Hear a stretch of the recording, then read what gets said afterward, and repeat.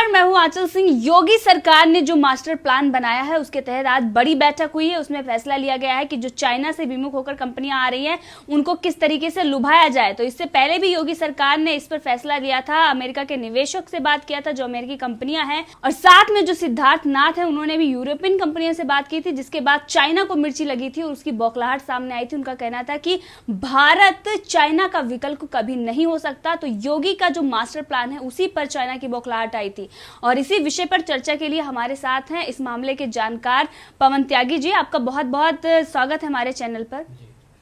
Sir, जिस तरीके से चाइना ने पहले बौखलाहट दिखाई थी, उसके बावजूद जिस तरीके से उत्तर प्रदेश सरकार काम कर रही है, जो चाइना से आ रही हैं कंपनियां उनको लुभाने पर आज जो बड़ी बैठक हुई है, इसके बारे में आप बताएं। देखिए, लॉकडाउन के शुरू होने से पहले ही योगी जी एक्शन में थे, और एक्शन मोड में जो उन्होंने काम किया है उसमें सबसे पहला ध्यान उन्होंने मजदूरों का, वहाँ के नागरिकों का और लॉकडाउन के पालन कराने का, लोगों की चिकित्सा का ध्यान रखा। वहीं दूसरी तरफ उनके दिमाग में वो पहले से था कि जो मजदूर हैं और इस प्रदेश को आगे बढ़ाने के लिए उनका कैसे प्रयोग किया जाए, कैसे इस्तेमाल किया जाए, ताकि कोई हाथ खाली ना रहे। और योगी जी के इस प्लान में उन्होंने जैसे ही प्रवासी मजदूरों का मूवमेंट यूपी की तरफ बढ़ा, क्योंकि जिस तरह से लोगों ने देखा कि अव्यवस्थाएं अन्य प्रदेशों में हुई, इसको योगी जी ने कहा कि ये उत्तर प्रदेश के लिए एक सुनहरा मौका है कि वो इन प्रवासी मजदूर जो ये थे उत्तर प्रदेश के अन्य प्रदेशों में, ये जब हमारे प्रदेश में आएंगे तो इनका हाथ उत्तर प्रदेश की सरकार के साथ रहेगा, तो सरकार इनको रोजगार मुहैया कराने की जिम्मेदारी है तो उसको पूरा करेगी। और यहीं चाइना से जो मोहभंग हो रहा है कंपनियों का, ये एक सुनहरा अवसर भारत के लिए और उत्तर प्रदेश के लिए है। और इसी पर प्लान पे काम करने के लिए जो आज बैठक हुई, उस बैठक में उन्होंने टास्क फोर्स बनाया है, और उस टास्क फोर्स में जो है उन्होंने ये काम दिया है अपने प्रशासन को और अपने मंत्रियों को कि वो चाइना से आने वाली कंपनियों को लुभाएं।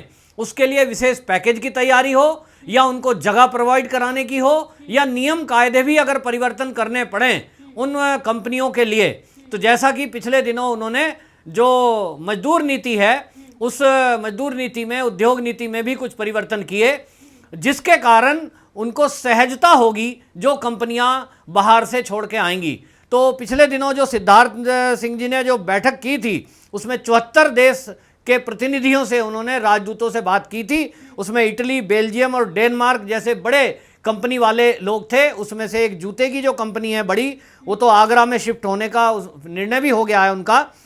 और इसलिए वो जो जर्मनी की कंपनी है वान वेक्सल, वो तो 80 देशों में जूते सप्लाई करती है, तो वो आगरा में प्लांट लगने जा रहा है। जैसे ही ये निर्णय हुआ कंपनियों का और योगी जी के एक्शन को चाइना ने देखा, तो चाइना में बौखलाहट हो गई इस बात की कि जिस बात को हम सोच भी नहीं सकते कि कोई विदेशी कंपनी कम उत्तर प्रदेश में, वो सोचते थे भारत में नहीं तो उत्तर प्रदेश में, जो उत्तर प्रदेश जो गुंडागर्दी के लिए, अपहरण के लिए, लूट के लिए जाना जाता था, आज वो विकास के लिए जाना जा रहा है।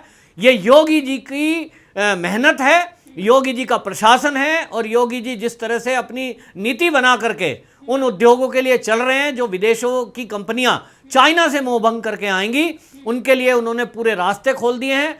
इसी को लेकर के ये जो आज की बैठक थी, ये बहुत महत्वपूर्ण बैठक थी, क्योंकि इसमें नीतिगत फैसले इस तरह के लिए गए हैं कि उसमें वो जो बाहर से कंपनी आएंगी उनको किसी भी प्रकार की कोई दिक्कत ना हो।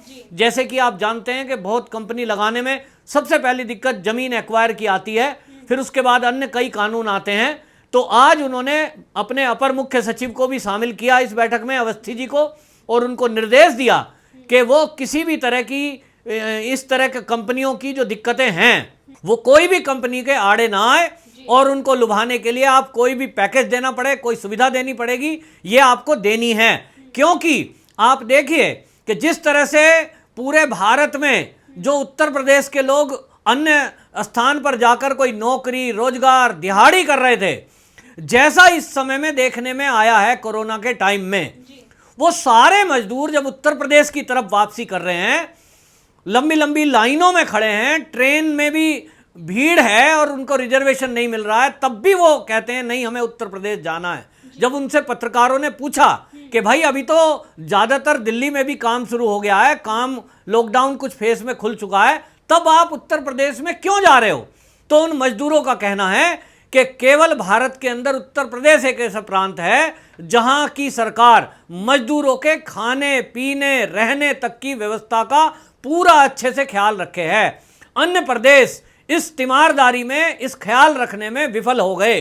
महाराष्ट्र का हाल देख लीजिए, वहां किस तरह से अफरा तफरी मचाई गई, झूठ फैलाकर मजदूरों को बरगलाया गया। इसी तरह आपने दिल्ली में भी देखे कई दृश्य कि एक गलत मैसेज फैलता है और उसके कारण वो बॉर्डर पे लाके छोड़ दिए जाते हैं मजदूर। तो उन्होंने देख लिया है और अब अन्य प्रदेशों से उत्तर प्रदेश के मजदूरों का मोह भंग हुआ है और उनको ये लगने लगा है कि अब जो भी हम काम करेंगे अपने घर के आसपास रहते हुए करेंगे, उत्तर प्रदेश में ही करेंगे। तो योगी जी ने भी इसको समझते हुए ये समझ लिया है कि अब मेरे प्रदेश के जो मजदूर हैं, मेरे प्रदेश के जो कामगार हैं, जो हाथ के दस्तकार हैं, उनको मैं यही काम उपलब्ध कराऊंगा। और जैसा कि आपने पिछले दिनों सुना था कि गोरखपुर की उन्होंने मिट्टी का जिक्र किया था कि मिट्टी के दिए, मिट्टी के और सामान, वो मूर्तियां, वो सब वहाँ गोरखपुर की मिट्टी में ये ताकत है। हाथ के दस्तकार, उत्तर प्रदेश के शिल्पकार, और इस तरह का तांबे का काम आप जानते ही हैं मुरादाबाद में होता है। तो ये बहुत बड़ा एक हब उत्तर प्रदेश बनने जा रहा है। उसकी तैयारी आज योगी जी ने अपनी बैठक में अपने इरादे स्पष्ट कर दिए हैं। तो चाइना की बौखलाहट तो इसलिए है कि अभी तक जो चाइना सारे नियम कायदे बदलकर बाहर की कंपनियों को लुभा रहा था और उसकी जो प्लानिंग थी कि पूरी दुनिया की अर्थव्यवस्था पे कब्जा उसी का हो जाए, वो उसके सपने तोड़ने में कामयाब हुए हैं योगी जी। योगी जी ने चाइना को बहुत बड़ी पटकनी दी है और चाइना को अब सबक सिखाने का जो समय है उसमें योगी जी एक बढ़िया सिपाही बनकर के आगे आए हैं। सबसे पहला अगर कोई ऐसा मुख्यमंत्री है जो एक्शन में है उन कंपनियों के को लेकर, मजदूरों को लेकर, मजदूरों के हितों को लेकर, तो वो योगी जी हैं। जी बिल्कुल सही कहा आपने। अगर हम देखें चाइना में, तो चाइना में जिस तरीके से बढ़ती मजदूरी और वहां पर अमेरिका से जो ट्रेड वॉर चल रहा था और उसी के साथ जिस तरीके से कोरोना वायरस आया है, उस पर भी दुनिया की नजरों में जो चाइना है वो खटकने लगा है। क्योंकि जिस तरीके से उसकी भूमिका की जांच हो रही है और देश इसके विरोध में खड़े हो गए हैं, तो ये कहीं ना कहीं कंपनियों को दिखा रहे हैं कि किस तरीके से अब चाइना में व्यापार करना काफी मुश्किल हो गया है। उसकी वजह से लगातार वो कंपनियां विकल्प ढूंढ रही थी और भारत उस तरीके से उस पैमाने पर उतर कर आया है जिसकी वजह से चाइना में बौखलाहट है। और उनका जो बयान आता है कि भारत कभी विकल्प नहीं हो सकता, और साथ में जो मास्टर प्लान योगी आदित्यनाथ का बना उसका भी उन्होंने जिक्र किया था। उसी कदम में बढ़ते हुए योगी आदित्यनाथ अभी भी लगातार जो अमेरिकी कंपनियां उनसे भी उन्होंने 100 निवेशकों से बात की थी और उसके साथ में यूरोपियन कंपनियां हैं जो उनसे भी बात की गई, सिद्धार्थनाथ सिंह ने की। और अब आज जिस तरीके से बैठक हुई जो जापान की और तमाम ऐसे देशों की हैं जो 1000 कंपनियां भारत आना चाहती हैं, उनको लेकर ये बैठक हुई ताकि उनको उत्तर प्रदेश में किस तरीके से लाया जाए, किस तरीके से लुभाया जाए। तो जिस तरीके से नीतियों में बदलाव लाया गया, इससे ये साफ नजर आ रहा है कि उत्तर प्रदेश सरकार अब विकास के लिए जो मजदूर हैं, प्रवासी मजदूर, और जिस तरीके से उत्तर प्रदेश को ये आज तक कहा जा रहा था कि अन्य प्रदेशों में जाकर जिन्हें प्रवासी मजदूर करके उनकी बेइज्जती की जाती थी, अब उनके लिए भी ये बहुत बड़ी खुशखबरी है। साथ में जिस तरीके से योगी आदित्यनाथ उत्तर प्रदेश में काम कर रहे हैं, इससे ये साफ नजर आ रहा है कि आज जनता की भलाई के लिए उत्तर प्रदेश की जो सरकार है वो खरी उतर रही है। जिस तरीके से लोगों का कहना था कि जिस पैमाने पर सरकार को होना चाहिए, जनता की भलाई के लिए काम करना चाहिए, आज वो योगी आदित्यनाथ सरकार कर रही है। जी देखिए, इसके साथ साथ जैसे कि कांग्रेस मांग कर रही है, वो कहती है जी हमने छत्तीसगढ़ में जैसे 7,500 रुपये मजदूरों को दिए, इस तरह से उनके खाते में डाल दीजिए। तो न्याय योजना, वो बड़े न्याय योजना का उदाहरण दे रहे हैं, लेकिन उन्होंने कभी भी ये बताया क्या कि इस देश में आज तक सबसे ज़्यादा मजदूर गरीब वो हैं क्यों? इस सड़क पर उतरने का उसके पीछे कारण क्या है? जब 70 साल आपने शासन किया, इतनी बड़ी संख्या गरीबों की रह कैसे गई? तो इसीलिए रह गई कि आपने गरीब को गरीब बनाए रखा, उनको आत्मनिर्भर बनाने के लिए कभी चिंतन नहीं किया। इस तरह से आप चुनावी मुद्दा बनाकर या कभी कभी उनको बरगलाने के लिए, भड़काने के लिए आप कुछ अमाउंट दे देते हैं। आपने जब आपकी मध्य प्रदेश में सरकार बनी थी, आज तो वो उतर गई है, लेकिन जब बनी थी 10 दिन में किसानों को ऋण माफ का वादा किया था, वो नहीं किया। अभी आपकी जयपुर में, राजस्थान में जो हालत है, वहां पे मजदूरों की हालत खराब है, आप उनकी चिंता नहीं कर पा रहे हैं। महाराष्ट्र की चिंता नहीं कर पा रहे हैं जहां आपकी सरकार है। तो ये केवल और केवल एक दिखावा करते हैं। वहीं आप देख लीजिए कि ये तो एक टाइम के लिए, मान लीजिए 7,500 रुपया डाल भी दें, ये क्यों पीछे पड़े हैं उसके? क्योंकि ये घोटाला कर सकें।